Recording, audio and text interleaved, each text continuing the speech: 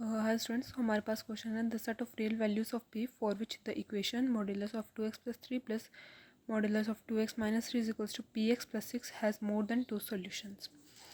तो सबसे पहले हम इसके क्रिटिकल पॉइंट्स फाइंड करेंगे।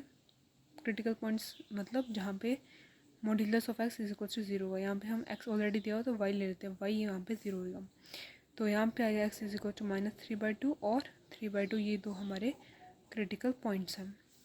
तो पहले केस में हम देखेंगे कि x इज़ लेस देन -3/2 हो तो हमारा f(x) क्या बनेगा, ये आएगा 2x प्लस 3, ये माइनस साइन से खुलेगा क्योंकि ये लेस देन -3/2 है, -2x माइनस 3, ये भी माइनस साइन से खुलेगा तो ये आ जाएगा -4x। Second x belongs from -3/2 से लेकर 3/2 तक बिलोंग करता है। तो f(x) इज इक्वल्स टू, ये प्लस से खुलेगा 2x प्लस 3, ये माइनस से खुलेगा 2x माइनस 3, तो ये आ जाएगा 6।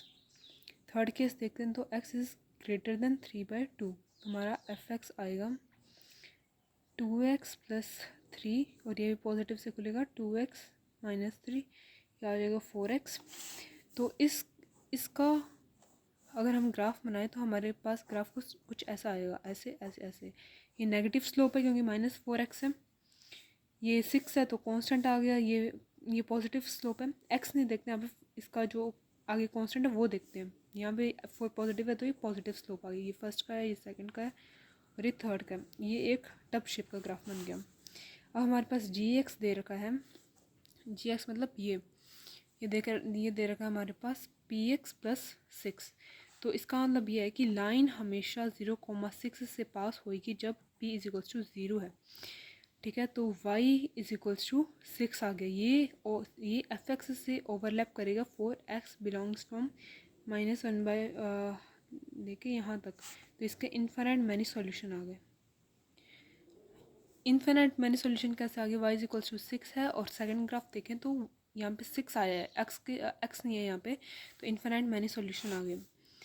और अब हम p के केस में आते हैं तो p बिलोंग्स फ्रॉम 0 to 4 के लिए हम देखते हैं यहाँ पे 4 क्यों दिखा, यहाँ पे 0 से 4 क्यों दिख रहा है, क्योंकि यहाँ दोनों केस में स्लोप है वो 4 और 4 है। तो यहाँ पे 4 और 4 है, यहाँ पे +4 है, यहाँ पे -4 है। हम तो दोनों +4 और -4 के साथ देखेंगे। तो पहले 0 से लेके 4 तक देखते हैं। तो px plus 6 is equal to 4x, x is equal to 6 -4 -p। तो इसको हम सॉल्व करेंगे इस इक्वेशन में डाल के, तो हमारे पास 3 सॉल्यूशंस आएंगे। ये पहला बन गया। सेकंड केस हम देखते हैं तो p इज इक्वल टू 4 के देखते हैं। तो line parallel to y is equal to 4x plus 6 के पैरेलल आ जाएगी, तो इसके आएंगे दो सॉल्यूशन आएंगे। ये पैरेलल किसके आएगा, इस लाइन के 4x के पैरेलल आएगा। तो ये जो लाइन है y is equals to 4x plus 6, इसके दो सॉल्यूशन आएंगे, ये इस लाइन के पैरेलल आ जाएगा। तो यहाँ पे एक बार हम ग्राफ बना के देखते हैं। तो पैरेलल कैसे आएगा, कुछ ऐसा ग्राफ बनाए तो ये कुछ ऐसे जाके ऐसे जाएगा, ये दो सॉल्यूशन आ गए। अब हम थर्ड केस बना के देखते हैं। 4 p बिलोंग्स फ्रॉम -4 से लेकर 0, ये इसी के similar p belongs from 0 to 4, तो इसके भी इस हिसाब से 3 सॉल्यूशंस आ जाएंगे।